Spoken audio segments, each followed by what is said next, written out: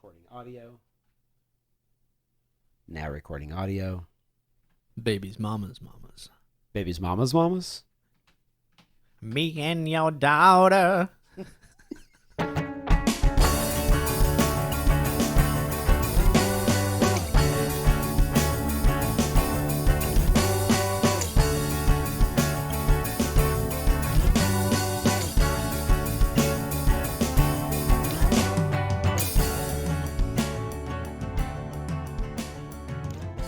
And welcome to another episode of Podcast, the Movie, the Podcast. I'm your host, Tyler Weese, and here with me, I have Mr. Logan Henderson. Hello, gang. It's me. And I'm not throwing away my shot. We were having a Hamilton discussion right before the podcast started. Yeah. So that might be a little bonus that I clip on at the very end of it. Oh, So we are not actually joined here with Mr. Austin Newell or Mr. Rubyen McCormick. They're not with us today, so you guys, usual suspects. You guys get to have the solo, the one-on-one. It's not really solo then. No, it's 100% not. It's two people, Without a doubt. Incorrect. Math is just askew, completely wrong. Terrible start. Start. Yep. Let's redo everything. No. We're in it. So we don't have Austin today with us. We don't have Rubyen today with us. So you guys are stuck listening to me and my boy Logan talk about I'm sorry. Our favorite movie from 1994. Is it our favorite movie from 1994? No. Let's see. What else came out in the year of our Lord, 1994? Actually, I don't know what other movies in that specific Oh, come year. on. I'm sorry. That is a stupid thing to say. Unless you're talking about Pulp Fiction, Yeah. Natural Born Killers, Shawshank Redemption. You know yeah. what? I think there was a couple of really good movies that came out in 1994. You know what? Speed kind of sucks now. In comparison, Usual Suspects. With The Mask. Holy shit. The level of movies. Fucking Forrest Gump. The Mask. Yeah, So man. we have to amend and just say that it was one of the best years in movies ever. Stargate, incredible movie. Ace Ventura. Super great series. Yeah, man. Dumb and Dumber. Okay. Let me back up. We're a little running bit. out now. Even Interview with the Vampire was actually probably a little bit better than what Speed was. But we are going to be talking about Speed today. Before we get into the Speed conversation, though, what have you been watching lately, man? I know you got a lot on your list. Let's do this. I do, but really, if we were going to have a full gang here, I could have condensed it greatly. But I'm not now because we have to fill time. So the first thing that I watched, because I've been moving and doing all these errands and basically getting caught up on a bunch of shit lately, and so I have had no time to really sit down and do anything except after work. Yeah, and I put on one movie a night, and the first one I decided to do was Rush Hour. Oh, hell yeah. Rush Hour 1, I started with that, and man, I just got to say, it is still really, really fun. Oh, yeah. It is still really, really funny, and it is also extremely racist. It is extremely racist. Like, it's been a long time since I'd seen these movies, and going back and watching it now, I was like, wow, Chris Tucker, maybe, tone down on the voice a little bit, and the noodles, and all the other stereotypical shit that you were doing, but, it was a different time. Oh, yeah. And 1998.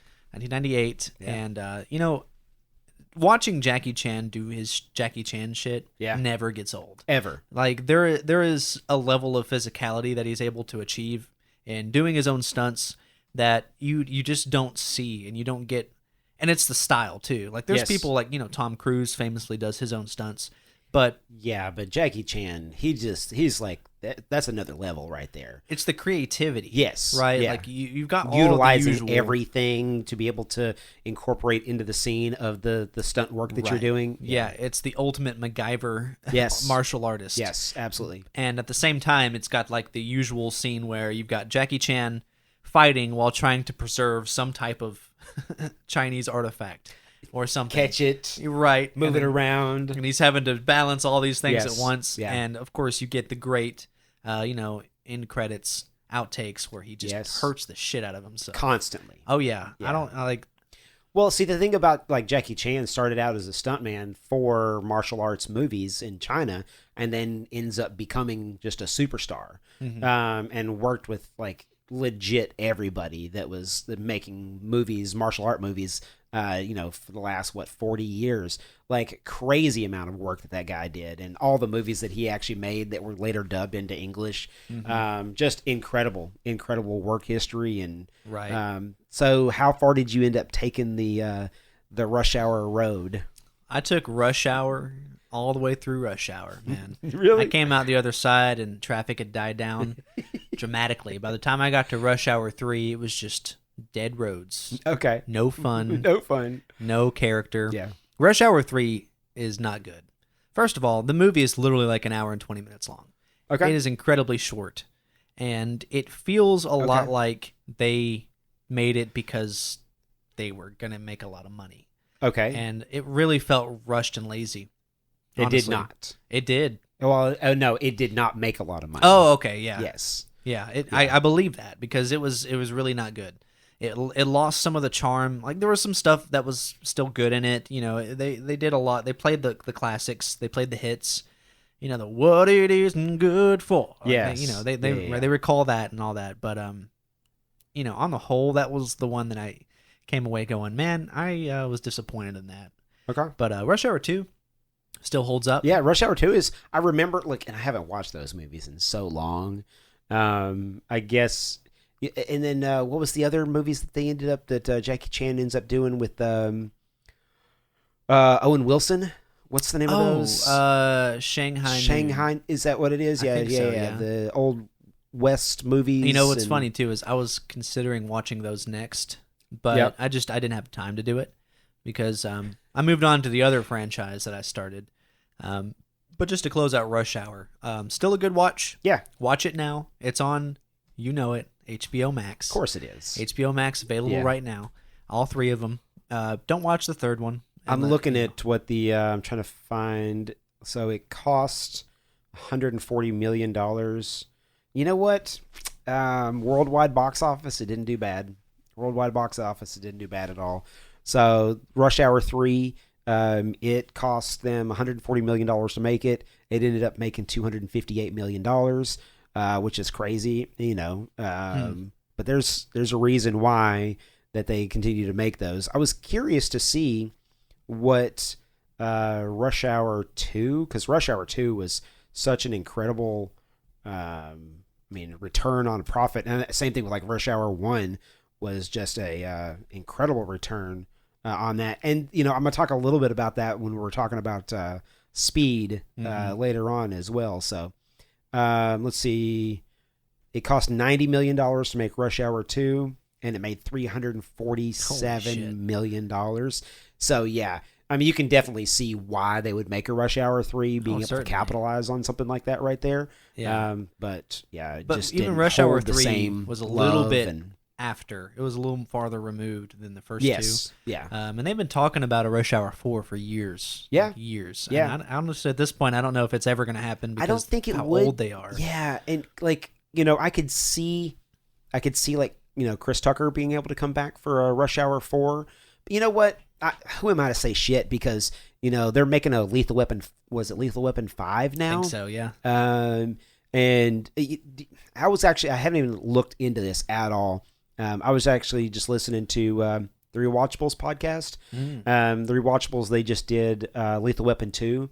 And in that, just talk about how great Lethal Weapon 2 is and how Mel Gibson really just fucked up the entire, his entire filmography based upon some stupid ass shit that he said, and keep your shit to yourself because it kind of ruins the art that you create. And, I get the whole sentiment behind all of that. I wonder if he is going to end up actually coming back for the new Lethal Weapon movie. And those dudes are... I doubt it, though. Yeah. I doubt it, though, man. I just... Look, unless he's making it and directing it, and even then he's going to have I'll to have tell a you what though, company. Mel Gibson has actually come back and he's made a bunch of movies. Mm-hmm. So even in the hiatus time where he's been kind of kicked out of Hollywood, he's still been able to make several movies. So I think didn't he make one where he was like Santa Claus? Yeah, murdered people or whatever the fuck that was. I never watched it. I saw it. It's actually it's not a great movie. It's a decent movie to be able to watch. Does not go the way that I thought it was going to go at all. Really? Yeah. I thought it was going to be like super cheesy and shit, but it's dark. Oh, it's super dark. Yeah, it looked super like dark, it was hardcore. Meant to be dark. Yeah, and like Santa Claus is just a dude. It's interesting. It's interesting. I'll have to maybe risk it or not. Either way, it's not. I'm not missing out necessarily. Yes, absolutely not. So you watched through all the Rush Hour movies? Yes. 1, 2, and 3. Yes. What else? I also started. I don't know what that's supposed to represent. Is that Titanic? No, it's Lord of the Rings. Oh, dude! What's crazy? It's so you know what? Now that if you were to keep going with a couple more bars, I would have been able to. I was listening to the Lord of the Rings soundtrack on the way home. It's so good, dude. And fucking Howard Shore, man. Oh my God. Just incredible. And you want to talk about just being able to build a soundtrack and just pump everything. Oh man, it makes me fucking so hyped just to be able to hear that. Yeah. The writers of Rohan, somebody just, recommended it on some subreddit somewhere. And so I just opened up the soundtrack and started listening to it on the way home. Holy fucking shit, man. I love that. It's so good. And what's amazing is top to bottom too. It's not just the instantly recognizable themes. No. It's throughout the entire, because I've watched The Fellowship and I watched Two Towers. And I haven't watched Return of the King yet. So I was going to watch that either tonight or tomorrow. Man, the Two Towers does not get nearly the recognition that it should. Agreed. It's a fucking good movie, man. There's so much good stuff that happens in that, but I guess it's because the way that the Two Towers ends, and in that moment right before Return of the King just brings everything home, and I guess that's the reason why I didn't get the recognition that I feel like it deserves. You have Fellowship that kind of sets all that stuff up. Fellowship sets that up, and for people that are like me, that are crazy fucking Lord of the Rings people I feel like I've been reading the book since birth. That whenever it first came out, like it had a lot to be able to live up to at that particular point in time. Yeah, and I feel like truly, it definitely lived up to the expectations that were built whenever that movie came out. And at the end of Fellowship, I was like, holy shit, man, I cannot wait for the second one to come out. Second one comes out, it's incredible. Loved it all the way through. And I love that just the like how true to the storyline that it sticks. And especially like whenever are you watching the extended or the theatricals? I think it's the extended. No, it's not the extended. I watched them on HBO Max. Yeah, I think you're watching the theatrical. Because there's some stuff that I didn't see that I know is in there. So I think it's the theatrical. Still 3-hour movie. Oh yeah. So pretty long movie. Of course, the Battle of Helm's Deep. Oh my God. One of the best, if not the best, like major battle scene ever filmed by far. Yeah. And the creating the CGI for that stuff, like on the fly, that shit just blows my mind. It blows my mind. When you watch it now, especially if you're able to watch it in 4K or in Blu-ray and some of this stuff, I don't know how it holds up like it does. I mean, this is a movie it's what, 2 decades old now, and it still looks great. It looks great. A lot of it, you get some practical effects with like the actual just amount of actors that are participating in it. Yep. And when you compare that to Battle of the Five Armies, like The Hobbit, dude, what happened? Well, I'll tell you what happened. And, the actors that film the Hobbit movies, they talk about what happened. So, it's there's a good line. I think it was, can't remember if it was Ian Holm. I can't remember who actually said it. Might have even been Viggo Mortensen. No, because he wouldn't have been in the. Was it Ian McKellen? I can't remember who it actually was that actually said it, but it was like acting to dots, acting to tennis balls. This is not how this was meant to be done. This is not, because they had advanced CGI to the point where it just became everybody was filming everything separately, and they weren't filming with the people in the room at that particular point in time. So a lot of the stuff that they were filming was somebody else would read the other dialogue and then they would just respond to it, kind of like how all the CGI, super CGI heavy movies are made today. The great thing about like Lord of the Rings, like the Fellowship specifically, well, I shouldn't say just the Fellowship because they carried it all the way through the original trilogy, which is the use of practical effects and the use of like forced perspective whenever they, are doing the difference between like the humans and the hobbits, and just that, the specialty made like tables and stuff like that allowed them to be able to have that forced perspective of, two different sizes of human beings just working together. Attention to detail. So much attention to detail. You don't have to worry about whenever you just are like, well, we'll do it in CGI. Yeah, we'll fix and by it the in time post. you get there, it loses a lot. It does. It does. Well, not only that, but like also with The Hobbit, what you get with The Hobbit is whenever they were doing Lord of the Rings, it was a huge monetary investment to be able to make a trilogy of Lord of the Rings. But Peter Jackson was like, this is just how we're gonna do this. We're gonna film them back to back to back, and a lot of it was practical effect, and they had this whole fucking army of human beings that were making the movie down in New Zealand, and then after the fact of they realized how much money they could actually be able to make off of something like that right there. Then it was like, oh shit. So it became this cash grab thing of, I don't think it was a cash grab necessarily from like the Peter Jackson side of things. It was definitely a cash grab from the studio side of things. Oh, certainly. Because it was, oh shit, we need to make another trilogy out of this. Mm-hmm. And you take this, and it's waiting there for you. Yeah. You take this super, super short book and then you expand it to being 3 movies. So there's a lot of filler that you have to be able to put in there, and then silliness, like the whole thing with the dwarves as they were like in the barrels going down the. Oh shit, dude, that's one of the worst things I've ever seen. It is. It's just it takes you out of it. 100% it takes you. And you don't have as many of those distractions. Like before we mentioned that the Battle of Helm's Deep, probably the best recorded battle. I would actually argue, and I'm not saying this is like necessarily right, but I think one can make an argument that Battle of the Bastards and Game of Thrones comes very, very close. It's close. It comes very, very close because of the pacing of it. Yeah. You have like that's the episode. Yeah. That is it. That's all that's going on. In Helm's Deep, you are still. There's still interstitials with like the Ent stuff going on, which I didn't give a shit about. Did you read the books?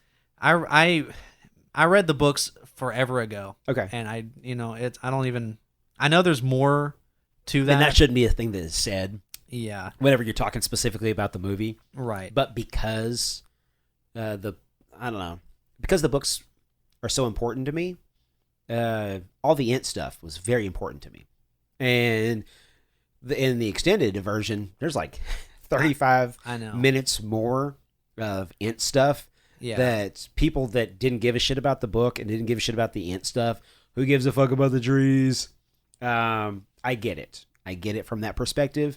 There's this understanding that you kind of get whenever you're coming from the book to the film. With when you have a deeper understanding of like the lore around it, you start to empathize more with their situation and where they're coming from, and with things like that. So I get that, but in the context of the movie itself, it really does pull you out of it.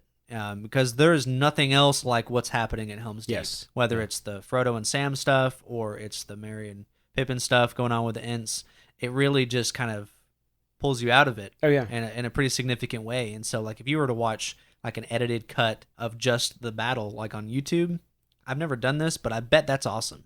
Oh, I'm certain. I'm certain that that's awesome. Yeah, but with it like that, I still say it's it's the best, if not for me, tied with Battle of the Bastards in Game of Thrones. It's incredible. And like there's so many battle sequences throughout the Lord of the Rings films that are incredible. Just like the end of the Fellowship, where tragedy befalls the Fellowship, and the Fellowship breaks, and all of that stuff happens, and you get it's where Viggo Mortensen fucking breaks his foot during one of the scenes, and like in real life he ends up breaking his foot. But there's so much that happens just in that sequence, and then to think that sequence is like one of the least talked about battle sequences that you have throughout the entire trilogy that's out there. Why have we not done I can imagine why we haven't done a full 3-part podcast of the Lord of the Rings trilogy. Yeah, we're gonna have to take PTO to do that. Yeah, I know. It's gonna take the several filming days on location for us to be able to bring. We need to all fly out to New Zealand, record it there. Shit, I would fucking love to go out there to New Zealand. It'd be amazing. Yeah, dude, like they still have some like the Hobbit houses and shit like that are out there. And are they allowing Americans to be able to come to New Zealand? They shouldn't, because as far as I know, New Zealand has 0 COVID cases still. Yeah, which is amazing, but crazy.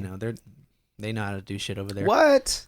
Yeah. America? They shut everything down and then took care of their people, and it's weird. It's weird how all that works. Yeah, it is.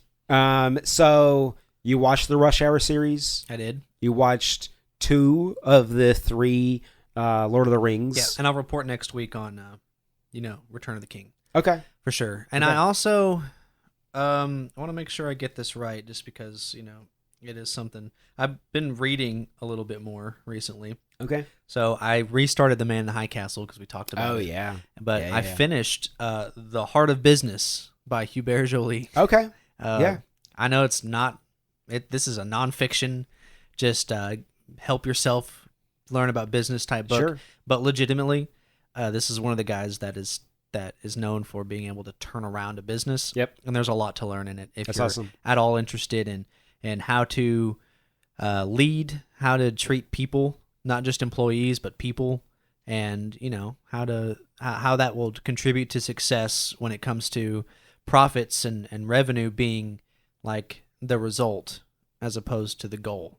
You know what I mean? Well, I hope that helps to further you on in your life and the success that you have in your life, and one day you'll be able to take a shitty company and turn it around and make it into something great. Yeah.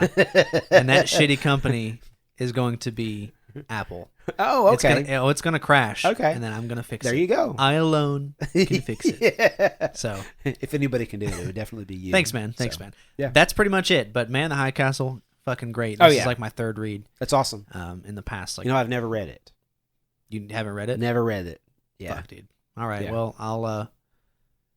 I'll send it to you. Okay. I've got it in. Are you listening to it? Or are you this time I'm reading? listening to it. First time I read Audible it. or Audible.com. Yeah. Yep. Yeah. Man, I'm a huge fan of Audible shit. It's great. I'm on the like one thing per month, and the last thing that I read counts. 100% it counts. It was Ready Player One. Okay. Ready Player One is badass book that was made into a movie that doesn't resemble. I mean, there's certain aspects to it that actually resemble the book, but the book is like way more R-rated than what the PG-13 too. I did too. Honestly. I love the movie because it was just a nostalgia wet dream is what it was. It's the Spielberg style. Yep. Like he Spielberged the shit out of it. He did. I'll tell you that very right now. much so. Yeah. But yeah, it's a great book. That was the last one that I actually read on there. So, a couple of things I want to actually talk about. This is the thing that I'm kind of known for now, which is I think on our last podcast when I started naming the things that I watched, I think you said specifically bullshit. I might have. You're like, how the hell do you have the time to be able to do all the things that I do? And then whenever I started, the transition between last episode and this episode, I kind of took you guys step by step through the process. Yeah, you did. Of doing the things that I do, which is I stay up way too late and then I wake up way too early. I very rarely sleep.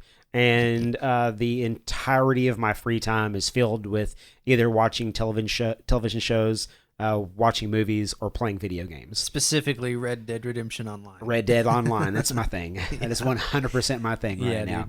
Me and my little brother, we like to get in there and posse up and go fuck up some shit down in Saint Denis.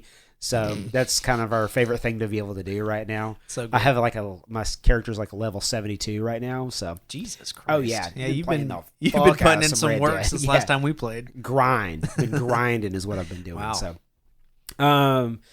So what I did this week is I went through and I didn't watch the entire Keanu Reeves film library, but I watched some fucking Keanu Reeves movies, man. You got close. Yeah. I wouldn't say I got close, but I did go.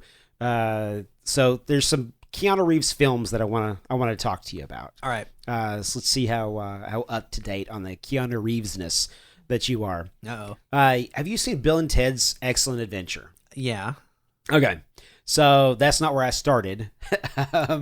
So that's the thing that, Keanu was originally kind of known for, was the, Bill and Ted franchise. He played Ted Theodore Logan, which is, hey, it's his namesake. Mm-hmm. It's not his namesake.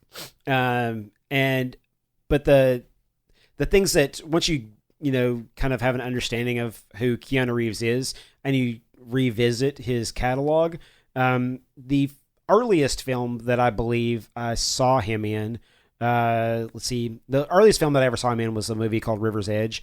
River's Edge is this crazy, crazy, crazy film, starring, I want to say it's starring Sean Penn, it's Crispin Glover, Keanu Reeves, not Sean Penn. Crispin Glover, Keanu Reeves, and Crispin Glover is a fucking weirdo nut job that's actually in that. I know, super weird, right? But that's not actually the movie that I ended up watching this week. The movies that I really ended up watching this week were, I did go back and watch Bill and Ted's Excellent Adventure, but the film that I really wanted to talk about is a film called Dangerous Liaisons.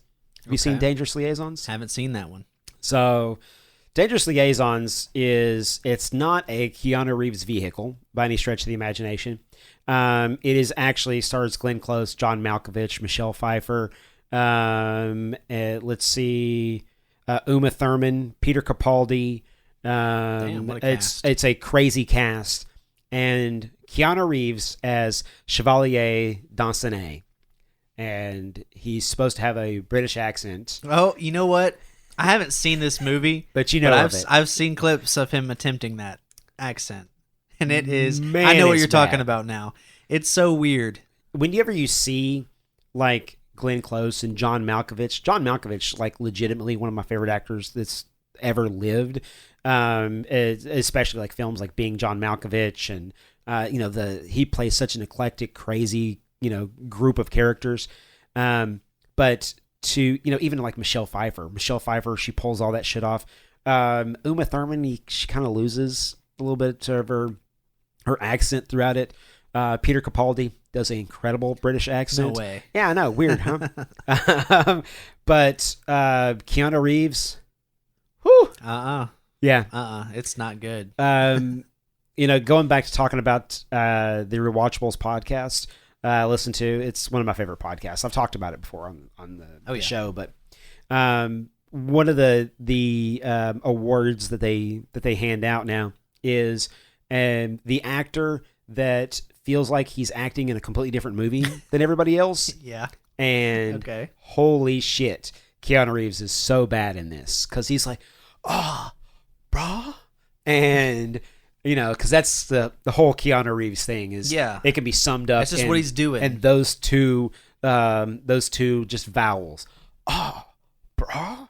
And he does that in this very period piece that is just It's incredible. How at any point during the filming he looked pretty. All this, but like he looked no pretty. one ever stepped in and was like, "Hey, dude, I'm certain that a lot of people stepped in and they were like, "Hey, so do you think you could try saying it like this?" And he's like, "Oh, yeah, I got it."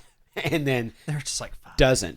doesn't ever nail it. No, ever. No, and it's it bad. Just like it starts out being almost like some terrible British accent, but by the time he's done, there's just it has gone completely off the rails. No resemblance. I would encourage anyone who is not familiar with this weird thing that happened with Keanu Reeves to go on YouTube and look, man. If you haven't seen the movie, it is a great movie.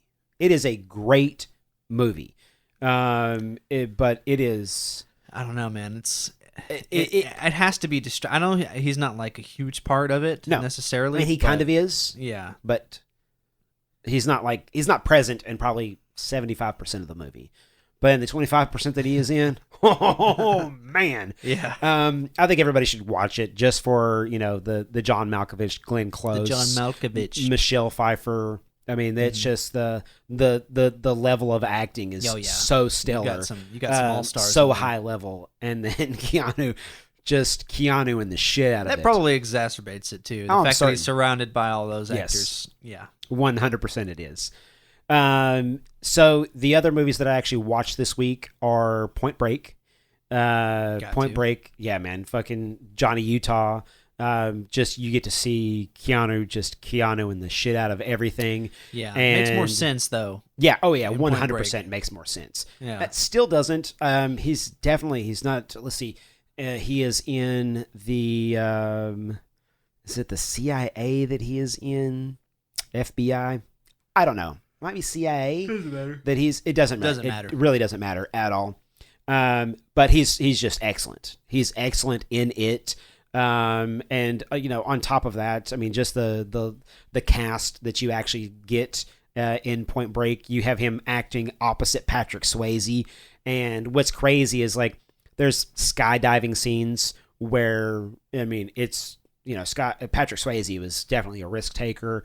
So all the skydiving is actually Patrick Swayze doing skydiving. That's sick. And then it changes focus from him and a wide shot of him like laying down backwards, controlling his dive, to Keanu Reeves, who is obviously being suspended on wires. It's just so silly. Yeah, he was so silly. No. Which is what's crazy because, his ability to like do all of his own stunts and shit like that later on. Yeah, he's certainly advanced that level. Way past that. But Patrick Swayze, Keanu Reeves, and then you get to see Gary motherfucking Busey, be Gary Busey, which is, he's like way crazy now, and he was only like 73% crazy at that particular point in time. On the Gary Busey scale. Yes. On the actual scale, he was still like at a cool 120. Yeah. Gary Busey's fucking wild. Yes. Yeah, he's I love wild. that guy though. He's so weird. What a crazy weird dude. So yeah, you get to see Gary Busey in it. Enjoy the shit out of it. Directed by Catherine Bigelow.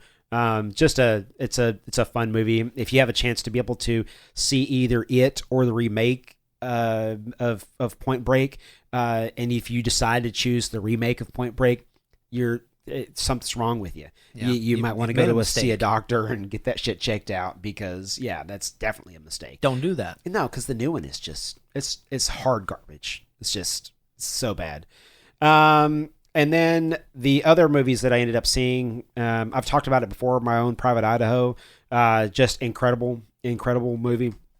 It's one of the things that whenever me and my wife actually have a conversation about Keanu Reeves, and I try to defend his acting, and she's like, he is a terrible actor. And I'm like, no, but like My Own Private Idaho. She's like, okay, so in one movie he was good. There's been a couple of movies where he's actually like, a decent actor. But the thing that's important about My Own Private Idaho is the Keanu Reeves playing opposite what became his best friend, which was River Phoenix. and kind of where that story takes us. And it actually plays a significant role in his performance in Speed as well. So the other movies that I watched this week were Johnny Mnemonic. So if you have not seen Johnny Mnemonic is a film about he is a courier that it's somewhere in the future. I think I say future, and I think it's in our past, but in their future. Right. And you get to see Ice-T in one of the worst acting roles ever, and Keanu Reeves in one of the worst acting roles ever. What a combo. And it's just a terrible movie, but it is so fun for me. And it's fun for me because we used to make fun of it all the time. Just bad acting on all sides of it. Oh, yeah. Story is kind of atrocious. Nothing's going right, but it's the zero perfect is going right. Storm yes, of that. Absolutely. Campy, weird, Man, stupid but, shit. sometimes I like a bad movie. And, it just happens to be that Johnny Mnemonic is a bad movie that I've seen a bunch of times. Mm-hmm. Johnny Mnemonic, watched that this week. The other movies that I ended up watching this week were I watched Constantine. Okay. Shared that with you guys. I was watching Constantine. Like that one? God, that's a fun Keanu Reeves movie. Yeah, that's one that there should be more. There should definitely be more of that. There should 100% be more of that. It's a good movie. It actually showcases some of Keanu Reeves' talents, which are being monotone and being mad. He is really good as the mad monotone guy who gets to argue with devils and angels. Yeah. Because it doesn't require a whole lot of acting chops to be able to, there's no sadness in there. Sometimes he goes really quiet whenever he talks, but that's the extent of the acting prowess that you get from Keanu Reeves throughout Constantine. But it's one of those that it works. It works really, really well. Yeah, it works really, really well. Casting was done correctly. Yes. And then I started my John Wick series. Have to. So if those we're were gonna do Keanu Week. You got to hit John Wick. I gotta do that. And I'm trying to figure out like which is my favorite of the John Wick movies. And I have specific favorites from specific movies on what I like the most about specific movies. I think that the non-complicated story that you get from the first John Wick, that's as straightforward a story as you could possibly get. Right, yeah. It's very clear. It is, yep. Mm-hmm. It is a tale of revenge that, spoiler alert, by the way, if you haven't seen it, spoiler alert, you definitely need to fucking go watch. Right now. Like, stop this, go watch John Wick, come back and finish this. Yep. So it's basically they kill his dog and everything that happens after they kill his dog. And it's not just a dog; it's the dog that is a gift from his now deceased wife, and the shit that goes along with that. Mm-hmm. And they shouldn't have fucked with him. They shouldn't have fucked with his house. They shouldn't have fucked with his car. And they really shouldn't have fucked with his dog. Definitely shouldn't have fucked with his dog. And simply the fact that you fucked with one of the most badass assassins that has ever existed on Earth. What do they call him? Baba Yaga, mm-hmm. The fucking boogeyman, right? Because like he will come in and fuck your shit up, and 800 there's nothing you ways. Can do about it. Zero. That's the thing is it's inevitable. Zero. Yes, it's Thanos. Yes, it's exactly what it is. Right, you're done. He is inevitable. Yes, and it's badass to watch Keanu Reeves, and you can see like the training and shit like that he had through even like Point Break and Speed, and like he has a lot of gun training throughout his entire career. Matrix. I didn't watch any of the Matrix movies this time, so we Oh yeah, we talked about it not that long ago. Yeah, so I know. Understood. But for him to be able to the culmination of all that into the John Wick franchise is fucking masterful. And John Wick 2 just takes that same concept and then ramps it up a little bit. And then John Wick 3, just the expanded universe of everything that's going on inside of, the assassin's world, and the price tag that's put on John Wick's head, and just the involvement of everybody else inside of that world. God damn, it's so good. Yeah. It's so good. And for anybody who has not seen the John Wick series, man, you are 100% you're missing out. Yeah, you have people that they specialize in exactly the role that they were put in to do, from the actors to the directors to the stunt coordinators to everybody involved is like at the highest level. Yeah. And so they made a movie to showcase that. That's exactly what it is. It worked so well. It was supposed to be a flop. And this is the thing that, we're going to talk a little bit about in the lead up to Speed, which is fucking Keanu Reeves, man. He has such peaks and incredible valleys in his career. And if you look through his IMDb, he has 106 acting credits in his IMDb. And if you take out like all of the the crazy high end stuff, the John Wicks, you also get movies like Replicas. And if you haven't seen Replicas, I watched it when it very first came out in 2018. If you haven't seen Replicas, do yourself a favor and don't fucking watch it, because it is horrible. It is horrible. My wife just happened to be in the room at the time that I started watching it, so she stayed in the room while I was watching it. And then at the end of that, she was like, "Why did you put me through this?" It's just, it wasn't me, dude. It is not a good movie. I'm curious, what does Replicas actually get in its rating? Somebody gave it a fucking 5.5 out of 10, and I think that is like... You think that's generous? Oh, it's so generous. Wow. It is so generous. I haven't seen it. If you consider that generous, yes, then, man, it must be something else. And look, I watched it because of the poster. That's not a reason to watch a movie, is because of the poster. No. I watched it because of the poster and because of Keanu Reeves, and I'll watch any piece of dog shit with Keanu Reeves in it. And I've seen, I was going back through his filmography, and there are movies that I have seen and movies that I haven't seen. Like A Happening of Monumental Proportions that came out in 2017. Do you know anything about this movie? Never heard of it. Never even. Yeah. There's To the Bone, which also came out in 2017. It's one of those straight to DVD kind of things. The Bad Batch in 2016. The Neon Demon in 2016. The Whole Truth in 2016. And then also one of my favorite roles that he actually did in 2016 was in a small film called Keanu. Oh yes, love that movie. Love that movie. And that is straight from the minds of the incredible comedians Key and Peele. Keanu actually does the voice of. Let me see if it actually has him listed in here. He does the voice of the cat. Yeah. So you can tell all the meow work. You can kind of tell that was done in that. It does not sound like a cat at all. It was all done by Keanu Reeves. So awesome.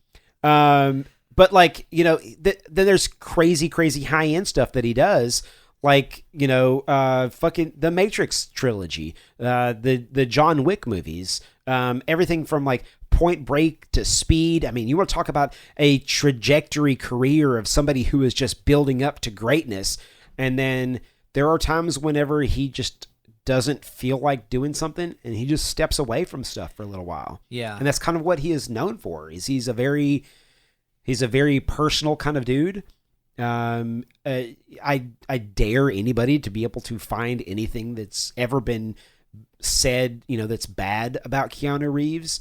I've watched so many videos of people talking about Keanu, and everybody's like, all the stories that you hear about Keanu are 100% accurate. Yeah. He's so generous with his time, and he's such a humble and he's a human being, and he just goes to work. Yeah. And then he goes home. Yes. And it's even the stuff during interviews and meet and greets and stuff like that. He does that whole thing. I love, somebody pointed it out several years ago on a Reddit thread, whenever Keanu Reeves is doing a like taking pictures, and then it's like girls, they want to take pictures with Keanu, and he does this. He puts his hands out. He does the virgin hands. Yep, he does the virgin hands back behind him, completely flat. Does not. I mean, nobody's gonna fucking Me Too Keanu Reeves. That's, and I love that. Yeah. I love that. In this day and age of, I mean, shit. We talked about Mel Gibson. Was that before we started recording? I think it was actually before we started recording. I don't know. Well, I have no idea. You guys know. Yeah, you guys know. And how Mel Gibson kind of just fucked everybody out of the career that, I feel like he should have had. And look, he still had a fucking incredible career, but it's been tainted by the stupid ass shit that he's said and done. And, and there's so many, the Kevin Spaceys that, completely just fucked all that shit up, man, because of their stupid actions that they do outside of the roles that they play. These are guys that, had that not been the case, they would be considered some of the best in the world with some of the best, most popular movies and the greatest things that have ever been filmed. And I mean, Mel Gibson, I never really cared too much. Oh man. Like I love a lot of his movies, but Kevin Spacey on a talent level. I know, man.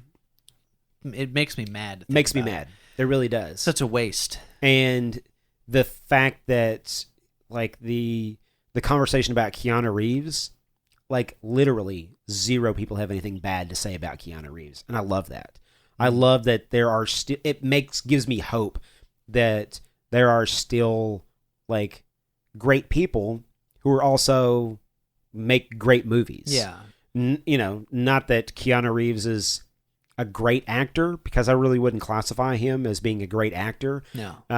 But at the same point in time, people utilize him in specific films that just happen to end up being these crazy fucking worldwide blockbuster films, and specifically action. So Keanu Reeves has got to be top 5 action actors of all time. Yes, he's got to be in that top 5 list, just based off the pedigree of movies that he's made in the category. You can't have a dude that's made John Wick, Speed, The Matrix. Yep, just to name a few. Yeah. And him not be a top 5. Oh yeah, action hero. Absolutely, ever. Absolutely. I mean, even everything from like Matrix. Jesus Christ, man! You want to talk about movies that just revolutionize industries? Matrix, and same thing what they're doing with like John Wick.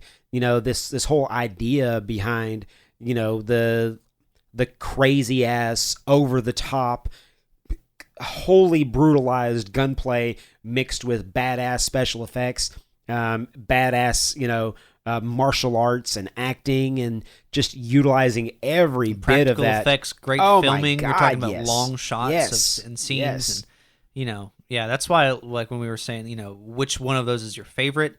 There's some things that I like about all of them, just like you. The first one, my favorite part of that would be the mystery. Yes, where you are just beginning to learn who John Wick is and what he's capable of. Whenever he fucking cracks open the concrete in his basement, and I mean, you kind of get an idea right there. You're like, oh shit, he is not to be fucked with. He's serious about this. But then you get some of the weird, interesting, creative action scenes that take place in like the second one.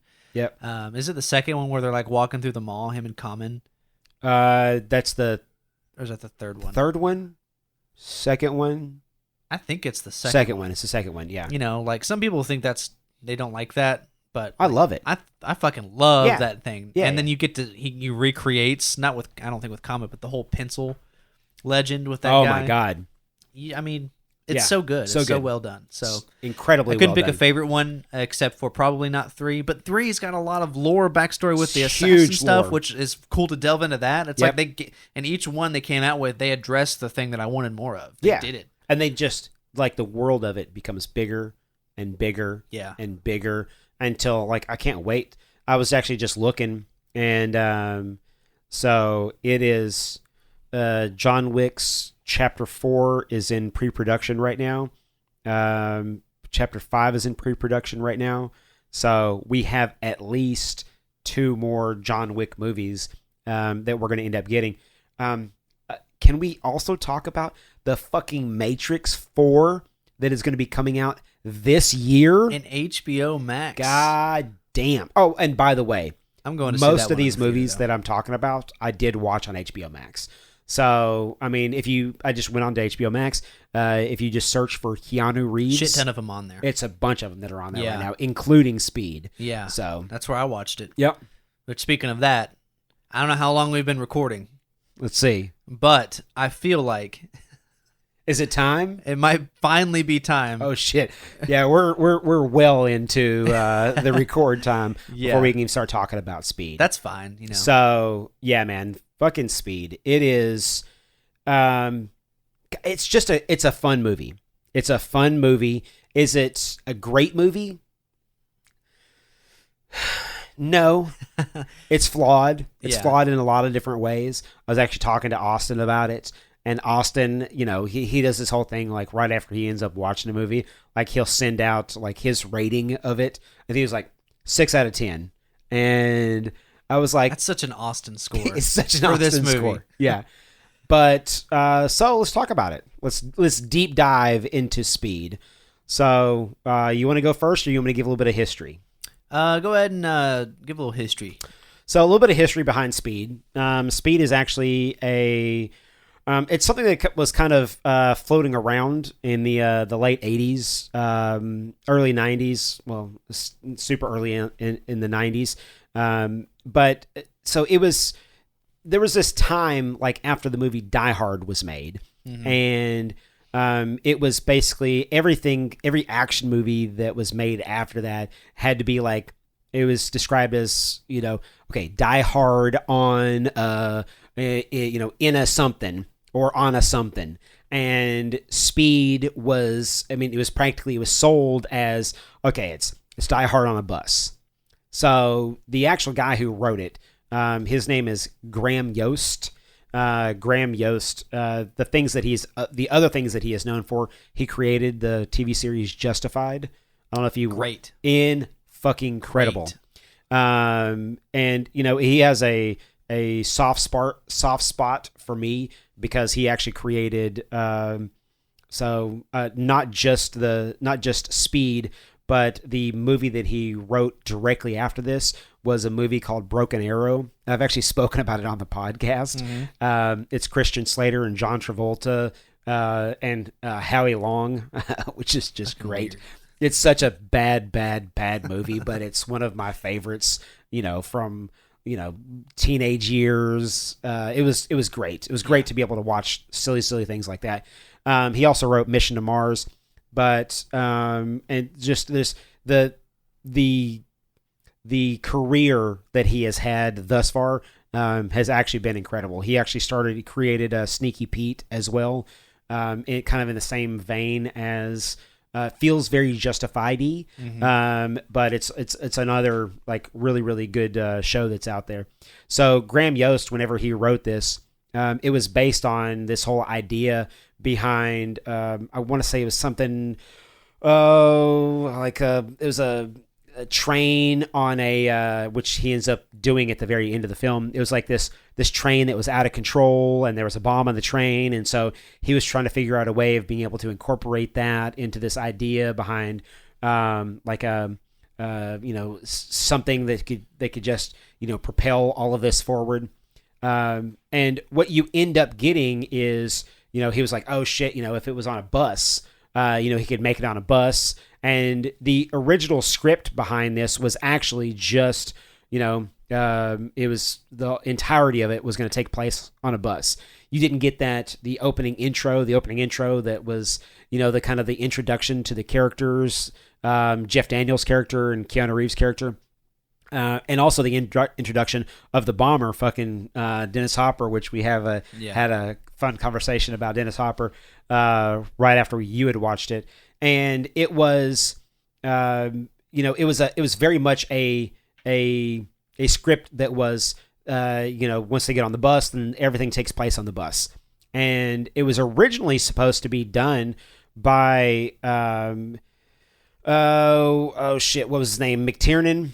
It was originally supposed to be done by John McTiernan, because he had just done Die Hard, and it was too Die Hardy for John McTiernan to be able to do, and so he ended up suggesting who was the cinematographer on Die Hard, which was Jan de Bont. Yeah. So Jan de Bont and Logan and I have actually had this conversation about the types of films that Jan de Bont likes to make. And you talked very in depth about one of my favorite Jan de Bont films that he made, which one of my is favorite Twister. movies of all time. Yeah, freaking Twister. Twister. And we have, he was actually one of the executive producers on Minority Report as well. Yeah. So I mean, he has had his hands in several of the films that we love. He was instrumental on like the Lethal Weapon movies and Basic Instinct and Flatliners. Yeah, he's been involved Hunt in for Red October, Black Rain. These big name movies, huge movies. As the cinematographer, director of photography, however they want to be able to list him, actually in those films. But as a director, he has 5 credits to his name, which as is a actually director. the way it must be. Because I think he works better not directing. Yes, I agree. By a lot. I agree. But he made some very critical choices on Speed. Speed was the first movie that he directed. Twister was second. And Speed 2. Are we going to talk about Speed 2? No. We're not going to talk about Speed 2. I didn't watch Speed 2. I thought about it for about 3 seconds, and I went, nah. Man, is it a turd. And I'm going to tell you why it was a turd here in just a little bit. So, money. Well, yes, money, but also because 20th Century Fox offered it to Keanu Reeves, and Keanu was like, nope. I'm not doing it. And so they ended up making the movie without him just as 100% as a cash grab. And it's because of that for almost like 2 decades, 20th Century Fox would not work with Keanu Reeves.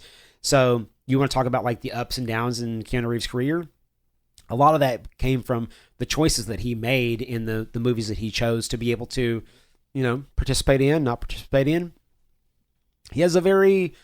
it's not like he lives this crazy extravagant lifestyle that if he doesn't want to do it, he's like, just not going to do it. Yeah, I don't care.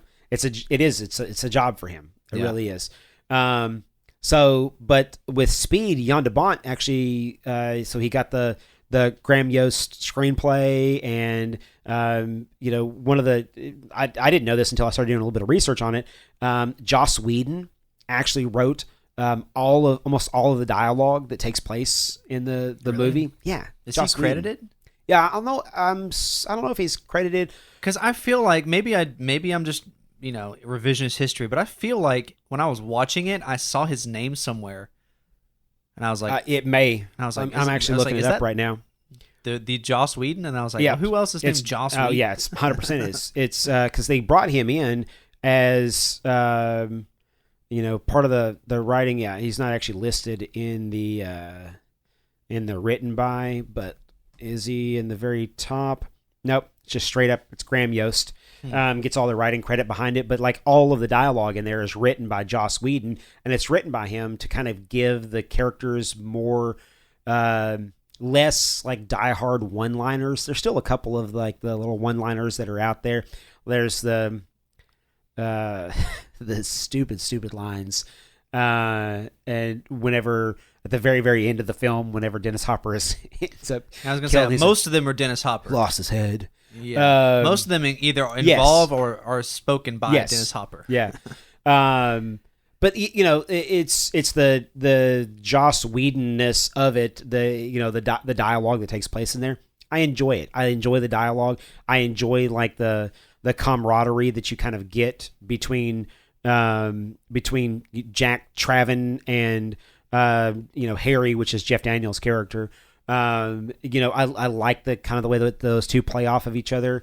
Although after Harry dies, he's a little sad, but then once he starts making out with Sandra Bullock in the end of the movie, he's like, it's whatever. Great. Yeah, they kind of just yada yada that. Yeah, they absolutely do. You don't do that to Jeff Daniels. No, you definitely don't do that to Jeff Daniels. We've talked in depth on Jeff Daniels on this podcast. We have, yeah. So, but look, man, the cast of characters that they got to be able to come in here, and it was definitely Keanu was definitely not the first choice. The first choice, believe it or not, was actually Jeff Speakman was this. He's this martial artist, black belt martial artist that's done a bunch of movies that you've never even heard of before. He was the one that was originally supposed to be that character, under Paramount. But as soon as it was sold to 20th Century Fox, they ended up they knew there was going to have to be a bigger actor to be able to come in and do that. Their first choice was Stephen Baldwin to play Jack Serious? Yeah. He declined the offer because he felt that it was just too much written, sounded too much like John McClane from Die Hard. How's that bad? Well, because they didn't want to have a repeat of Die Hard, but they also did, because it's totally what it is. 100% is what it is. Make up your mind. According to Graham Yost, the studio had also considered Tom Cruise, Tom Hanks, Wesley Snipes, and Woody Harrelson. About half of those would be good. Yes, half of those would be good. I would love to have seen a young Wesley Snipes play that role. That's what I was thinking. Oh yeah. He'd be awesome. Obviously, Tom Cruise would have killed that shit. Tom Cruise would have killed it. Tom Hanks, no. You know what? I know 90s Tom Hanks. Yeah. But at the same time, he did no. The level of anger and emotion with that. Yes. That Keanu Reeves, like you mentioned before, that's one of his two things he can do it's well. Good. Yep. He does it really well in this. He gets so fucking mad and throws tantrums, and you're just it's one of those things in real life when you see someone getting angry and you're just kind of sitting there. I don't know what to do right now. Uncomfortable. yeah. I felt that secondhand watching the movie whenever he was on the bus and started ripping shit up.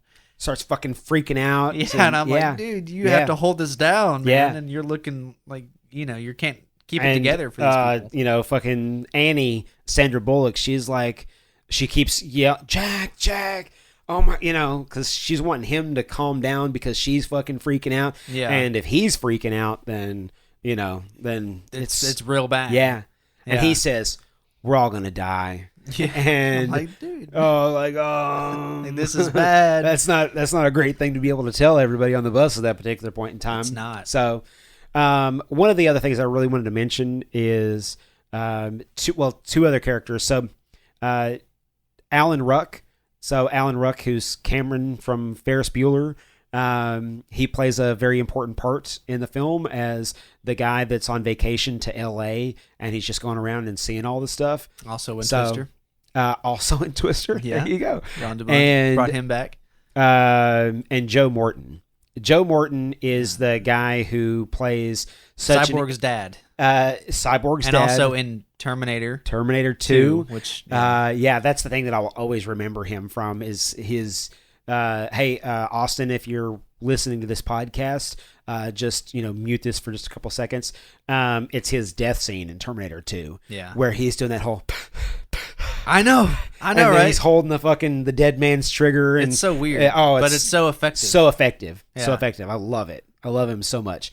And those are the things that I'll always think of him whenever I see him in anything. That dude knows how to die. Oh yeah, hell yeah, he knows how to die. Yeah, yeah, incredible death sequences. Yes. But yeah, man. Apart from that, what you really need to know about the film is Keanu Reeves as Jack Traven, Dennis Hopper playing Howard Payne.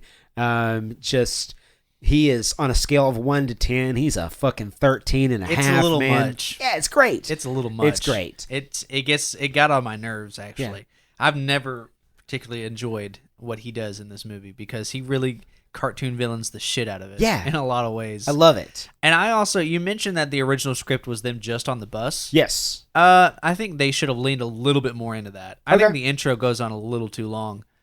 Because when you think of Die Hard, he shows up at the tower, and then you're going. Yes. He meets up with his ex-wife, and then they're like, all right, and then it fucking goes from there. Yep. And I think that this movie could have shaved off 10 minutes. Easily shaved off 10 minutes. Of the intro. You didn't need that to establish. So I like the intro. Because it kind of establishes the relationship between Harry and Jack, and it also, because, if they just brought him in, on the bus, it kind of lose a little bit of that flavor. Why is he doing this? Why is he targeting like him specifically. So you kind of get that backstory. In my opinion, they could have lost all the shit after the bus. Like, there is... oh my God.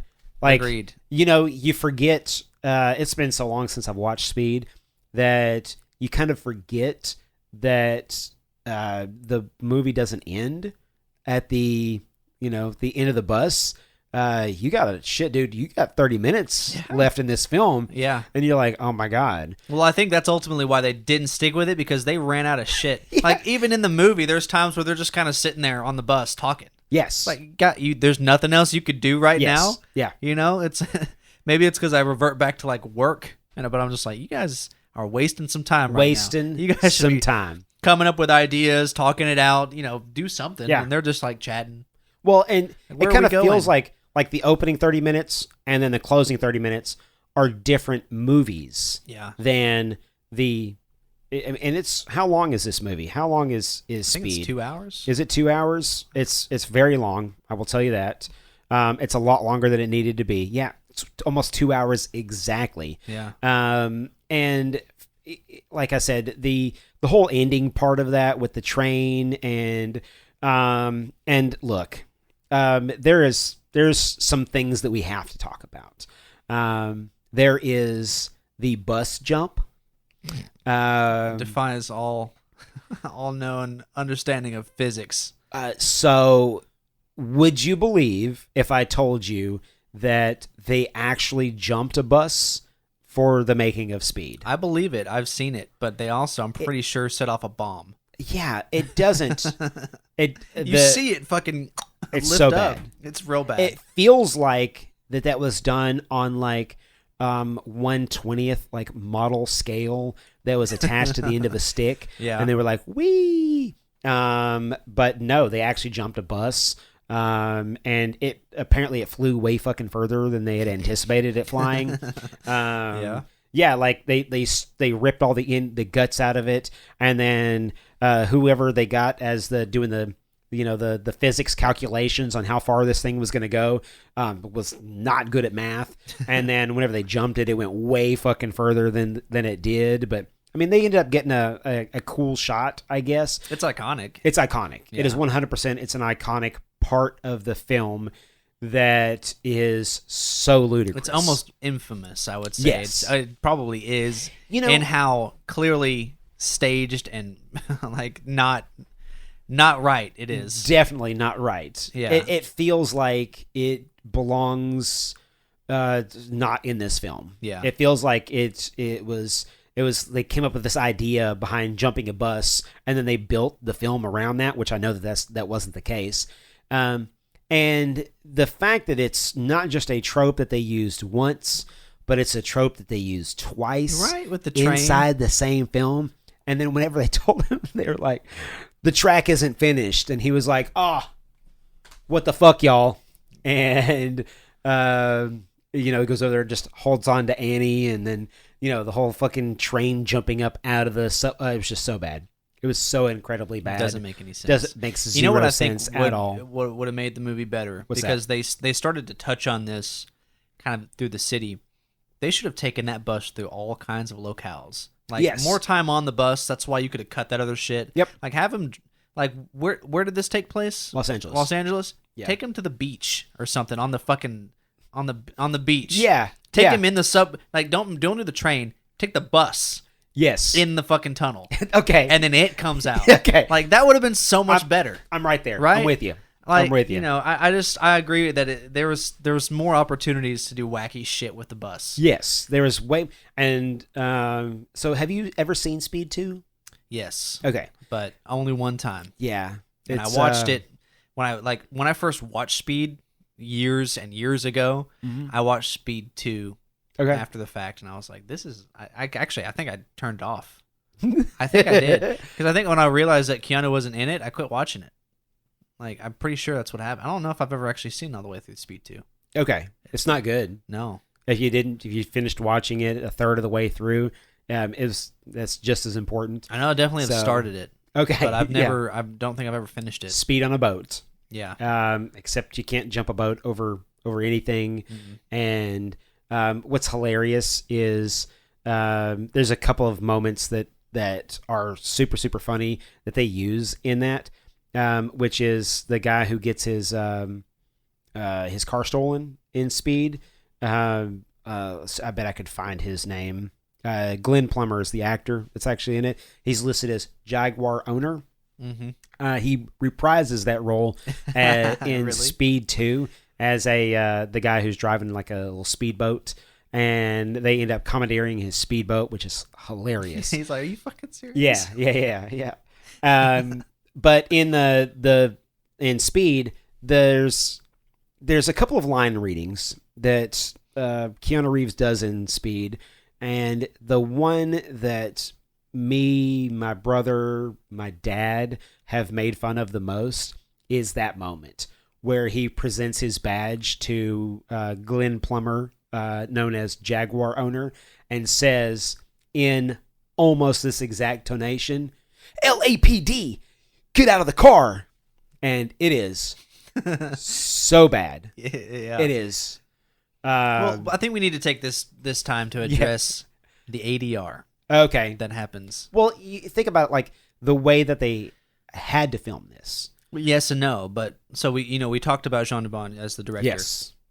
Same thing in Twister. Yeah. It's bad. It like there are moments in Twister and in this movie where it's clear as day that they are not saying those words. Yeah, it's just not. It's not. There's a whole paragraph where Dennis Hopper is talking in this.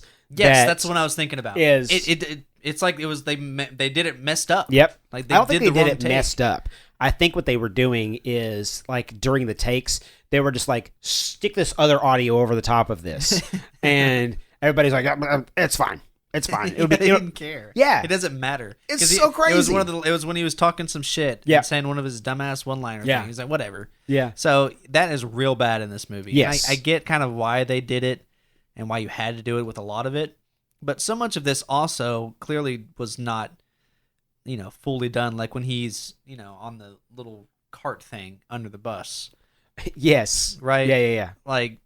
That was an opportunity to not have to do that. Correct. And they did it anyway. Yep. It's very distracting in this movie. You can't pay attention to their face whenever they're talking. And I'd say it's only in probably like 30% of the movie, but it is very distracting because the audio and the lip movements are definitely off. Yeah. Just pay attention to the eyes. Don't look.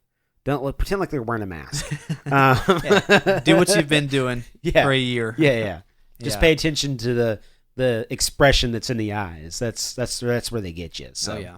Other thing to talk about for me, Sandra Bullock. Yeah. That's really it. Actually, I just wanted to mention her, dude. And this is a thing. Like so she was definitely not the first choice to be able to play Annie. But this became the defining movie for like the beginning of her career. Mm-hmm. And it's kind of one of the things like, and I love just a shit ton of Sandra Bullock stuff. Everything from like the silly rom-coms that she has made, to movies like Gravity. I love, and a lot of people don't like Gravity because, it's just kind of like a waste of time, but it's one of those movies that I really, really love. And I think that, from the Blind Side to, like to Gravity, there are moments where, I mean, you want to talk about like a really, really good actress or an actor. She is fucking phenomenal. Yes. I mean, I enjoy her, in pretty much anything that she has ever done. There are some bad Sandra Bullock movies that exist out there, but they are very few and far in between. And even then, she elevates them to a point they definitely wouldn't have been. Yep. Like, you can't have a movie like Gravity and be bad at acting. No. Like, it doesn't work. It doesn't work. All. It doesn't work. For all the other things that you could criticize that movie for, her is, being in it and her acting is not one of them. Yes. I'm not the biggest Gravity fan, but I respect her acting and performance in that, and the fucking special effects are incredible, top notch in that movie. They are fantastic. Alfonso Cuarón, yes, he knows, man, so good. Mm-hmm. But shit. I mean, very recently I went back because I really wanted to be depressed, and I watched Bird Box. Oh yeah. The Netflix movie, and I mean, if you really want to be depressed, that'll take you right there, man. Yeah, not a lot of fun things happening in that. Zero fun things happen in that. I mean, it is just it's a very depressing ride all the way through. I mean, from the beginning, it's a super depressing ride. But look, man, there's so much stuff that she has done throughout the years. Like the Lake House. Lake House is a really good example of how something that, and it's her and Keanu Reeves working together again, and on how something that could be absolutely fucking terrible is, I mean, it's a love story. It's got got aspects of time travel to it. I'm in. And it has the capability. I've only seen that movie one time. But it was okay. It's a good movie. It's a good movie. It has the workings of something that could be terrible, but it turns out that, I mean, it's just it's very well put together. I mean, it was a good movie. Mm-hmm. It really was a good movie. So, Dennis Hopper. Yeah. So, let's do it. Let's get into it. So, you've seen Waterworld, correct? Okay, so this is what I'm going to talk about with Dennis Hopper. Here we go. We could go talk about Blue Velvet. We could talk about Easy Rider. Those are the things where you want to see Dennis Hopper at greatness. That's what it is. But if you want to see Speed is Dennis Hopper on like a 13. This is him on vacation. Waterworld is. He broke the fucking knob. He turned that shit up so hard. Yeah. Because him in Waterworld is just, might be the craziest. It's too much, man. So good, though. It's too much. It's so good. If you look down Dennis Hopper's IMDb, so kind of give me an idea on how many things do you think would be on Dennis Hopper's IMDb? Oh, shit, dude. Probably a ton. How many did you say Keanu had? Keanu's got 106. Yeah, double it. Dennis Hopper. Yeah. You are absolutely correct. He has 205 acting credits that's out there right now. And, a dude that has done everything from different TV shows to just the fucking list of movies that this dude has been in has just, I mean, it's... The list is so long. It's extensive as hell. It's so extensive. And varied and just all kinds of weird stuff. So much weird stuff. Yeah. And I love it. I love that somebody who isn't scared to be able to go to that weirdness. I like Dennis Hopper as an actor. It's just some of the movies that I really, really enjoy him in are the movies where he... Well, look, turns that shit up. The thing that I can respect about it is he's having a good time. Yep. He is having a great ass time when he's doing these kinds of movies like Speed, Waterworld. You can tell. Of course. And that makes it a little more palatable to me, because if you didn't get that joy, pop quiz, hot shot, you would it would just be annoying and obnoxious. Yes. But with him, I know. I love it. It comes through and it helps out a lot. Yeah. And he plays a really, really good bad guy. Oh yeah, I like looks seeing like Dennis. a bad guy. Yes, he does. I love seeing Dennis Hopper in that bad guy role. Yeah. It's a really fun ride for me to be able to go on. Let's talk about his plan. Okay. Let's talk about his plan. And then we can think about, I don't know what our time's looking like. We'll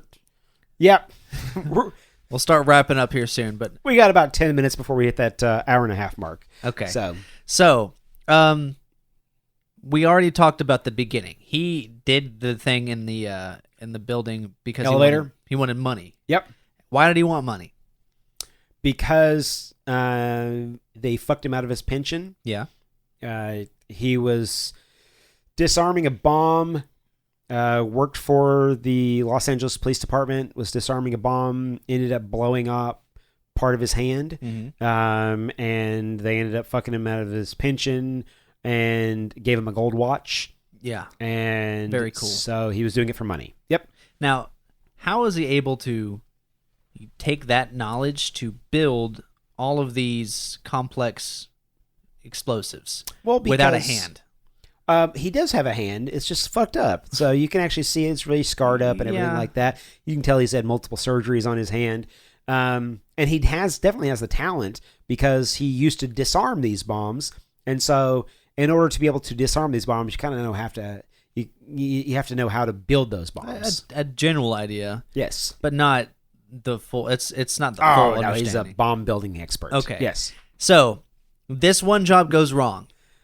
Yes. And he blames Keanu Reeves for it. He blames both of them for it. Because not only did it go wrong, but they actually, they caught him. Mm-hmm. Red-handed. They caught him right there in the act of it. Because of Keanu Reeves' out-of-the-box thinking. And oh, man, no. So he's got to be close. He wanted to be close to it. He wanted to detonate it. He has to be... is he inside the building? And then they figure out that he is in the bottom of where the freight elevator and everything like that. Yep.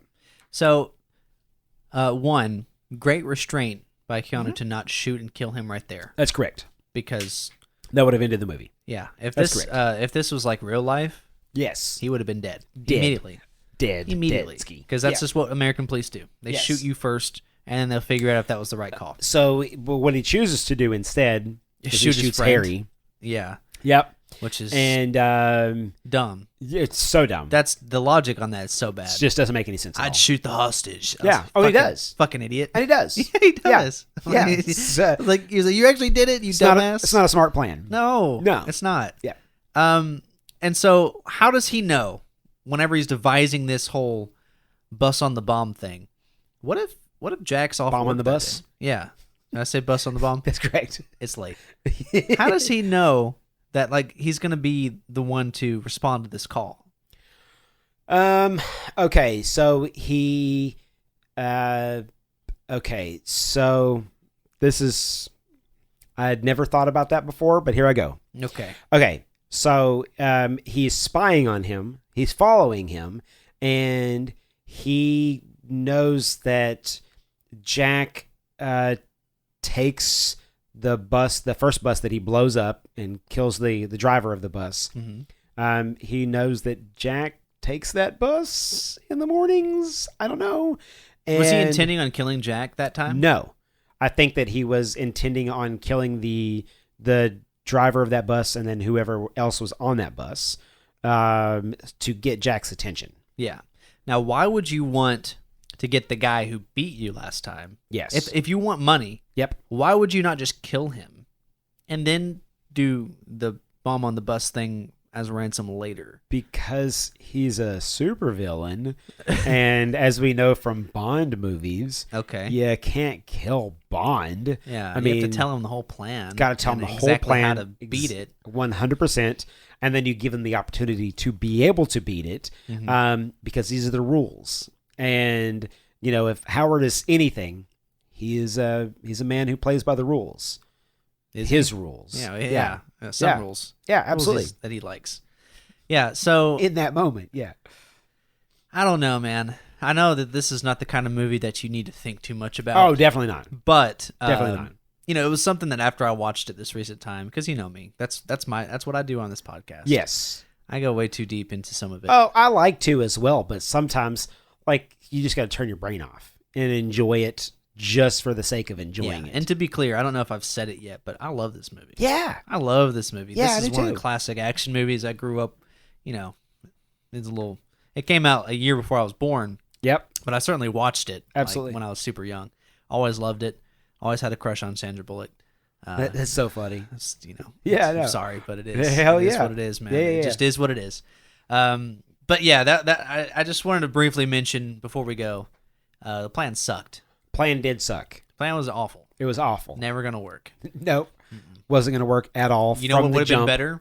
He should have just got a lawyer. You know what? That probably would have been a good idea. Right. But he wouldn't have gotten $3 million, though. I don't know. And have you heard some of these injury settlements? You know what? Saying. Yeah, but this was I guess early '90s. Maybe they gave a little less. The insurance wasn't there, and But still better than murdering. a lot of people. Yeah. All the other stuff and the work involved. And like the attempted murdering of everybody on the elevator, the murdering of the people on the bus. Just not a good look. But, to be fair, he was insane. So, I mean, there's that. Murdered Harry.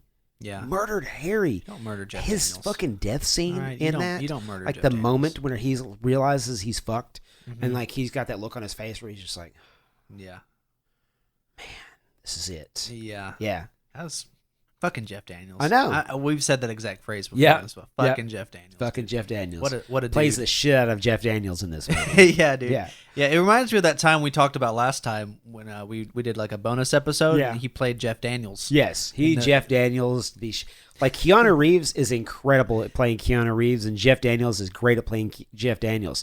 The difference is that Jeff Daniels is very convincing in the character of Jeff Daniels.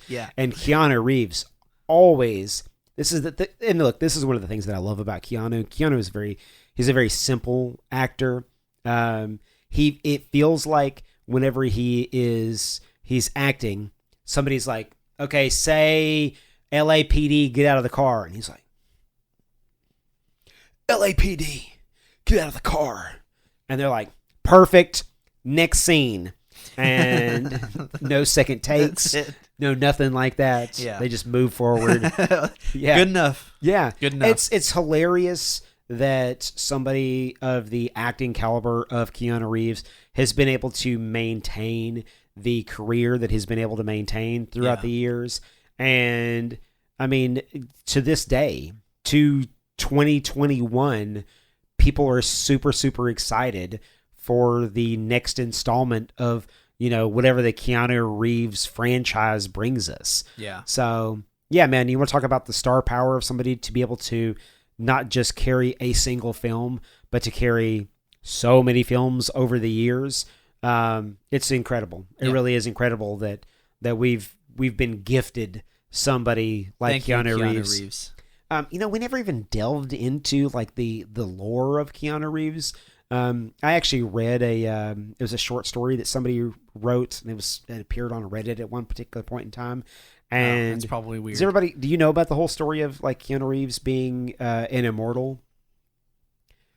I mean, a little bit. Do you know a little bit about that? About the meme of Keanu Reeves? Yeah. Yes. Yeah. So, like throughout history, there are pictures and paintings and things like that of people that look very, very similar to Keanu Reeves.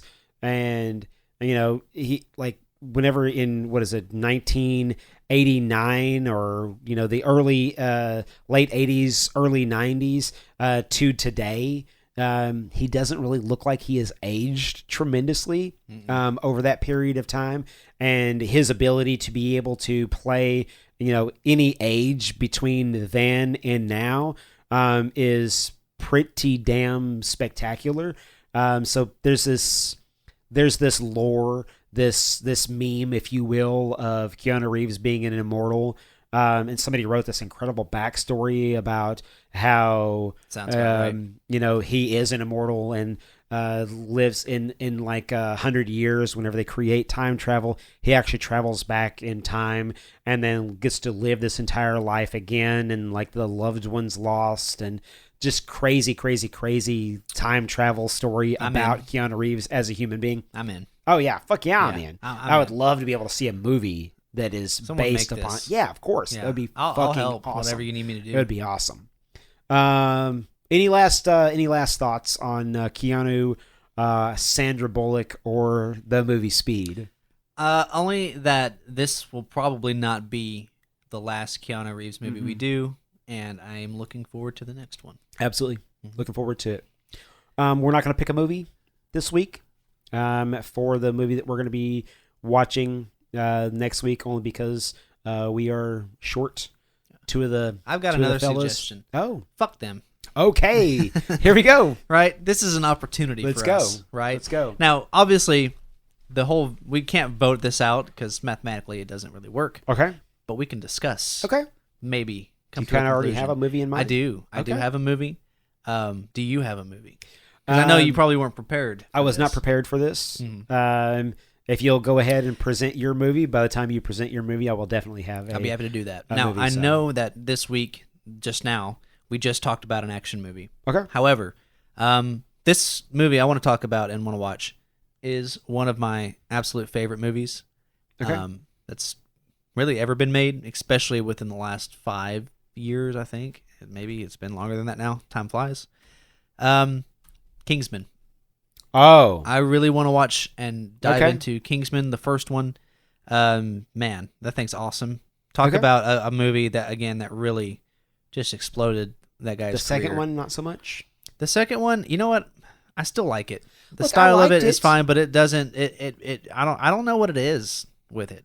I still haven't been able to figure out what it is about it that doesn't work like the first movie. Because it's got like the cast, it's got the interesting characters in it. Yep. It's got the action is still good, but for whatever reason, I guess it's got to be a story thing. It's definitely a story thing. It's the lack of Mark Strong. Well, I mean, he's in it. But you know, country road. Yes, take me home. Yeah. If you know, you know. Yep. Yeah, dude, I love Kingsman so much. I do too. The first one was such a badass movie. Right. Came out of nowhere. Yep, came out of nowhere. You're just like, holy shit. Yep. I watched it just on a whim once, and I was like, damn, this is awesome. Well, and we're supposed to get another Kingsman movie this year. Mm-hmm. Supposed to have gotten it last year. Yeah. The Kingsman. We're supposed to be getting like the spin-off one. Correct. And then an actual additional franchise, third Absolutely. one. So that would be my movie. Okay. Love it. Can't wait to do it. It's exceptionally British. Yes. Again, Mark Strong and anything, I'll watch it. Love it. Love it. What's the movie with him? It's Sacha Baron Cohen, where they're brothers. I know what you're talking about. Yeah, that's another movie that just it's so silly and it's just dumb as shit. Yes, but it's fun. It's a fun little action movie to be able to see Mark Strong in. So, the movie that I'm going to suggest for this week, and the reason why I was looking over that direction, is I wanted to make sure that my copy was still sitting over there. You know what? Right Hold now, on, let me guess. Okay, go ahead. Is it one that we've talked about previously? It's definitely a movie that we've talked about previously. Like last week? Possibly. Because I think it's Gladiator. No. Damn. It's not Gladiator. Although I'd love to be able to do Gladiator. The movie that I'm actually going to suggest, and I guess we can leave this up to the boys. Yeah. To no definitive be the decision deciding here. factor here. Mm-hmm. Saving Private Ryan. Ooh. So I've talked about that a lot. Saving Private Ryan. It's an action movie, but it's also an incredible drama. Yes. And historical. The presentation of everything that happens throughout it. And it's made late 90s, and just and a crazy all-star cast that you actually get in there. So that's Saving Private Ryan is going to be my suggestion. And have we done a fucking Tom Hanks movie? I was thinking that right now. Yet? I don't think we have done a Tom Hanks movie yet. Yeah, man. I mean, it would give me the opportunity to be able to watch this week. It would give me the opportunity to be able to watch things like Castaway and Big. We haven't done a Tom Hanks Forrest movie? Gump. There's no way. Yeah, I know. It's so weird, isn't it? I know we've talked about them. Yes. On like our intro stuff. Yes. Yep. We've definitely talked about him. We've talked about him in talking about the what are the not National Treasure? What's the other? Fucking Da Vinci Code. Da Vinci Code. yeah. We've talked a little bit about. Shout out to Dustin. Yeah, my friend who, for whatever reason, loves the shit out of that movie. Really? He loves it, man. The first one, it was good. It's okay. Yeah. Have you watched it recently? No. Watch it. Okay. It's not good? No. Okay. No, it's not. It would give me an opportunity to be able to go back and watch Cloud Atlas again. I will 100% watch Cloud Atlas this week. Oh yeah, I love Cloud Atlas. Me too. It's so. It's very underrated. It got a lot of shit talked about it at the time that it came out. Yeah. But I mean, it is. I guess it's because of like the dialogue that that Tom Hanks, his whole character, one of his characters speaks throughout the entire thing. But yeah, man, fucking Tom Hanks and Halle Berry and Hugo Weaving and just the list goes on and on of just incredible actors and actresses and everything like that take place throughout the entire thing. and it's a what was it? It was Wachowski. Lana was both of them in it. Yep, it was. Yeah. It was Lana and Lily Wachowski, and also Tom Twyker that actually ended up doing Cloud Atlas. So, shout out to Cloud Atlas. But yeah, man, he's done just a shit ton of really, really interesting work throughout the years. When we talk about Cloud Atlas, I want you to explain to me why I like that movie and don't like Waterworld.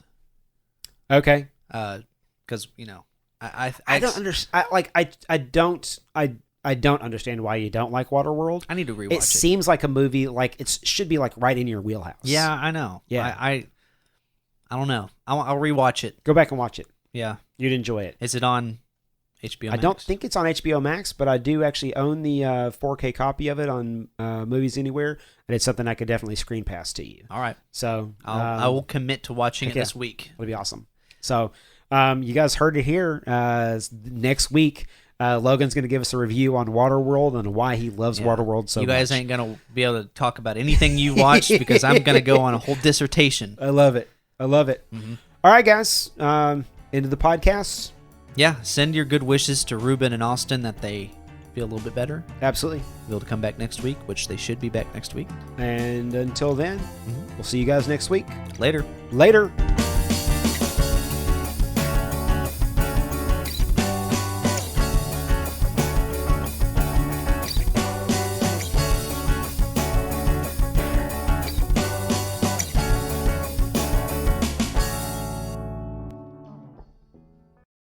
Me and your daughter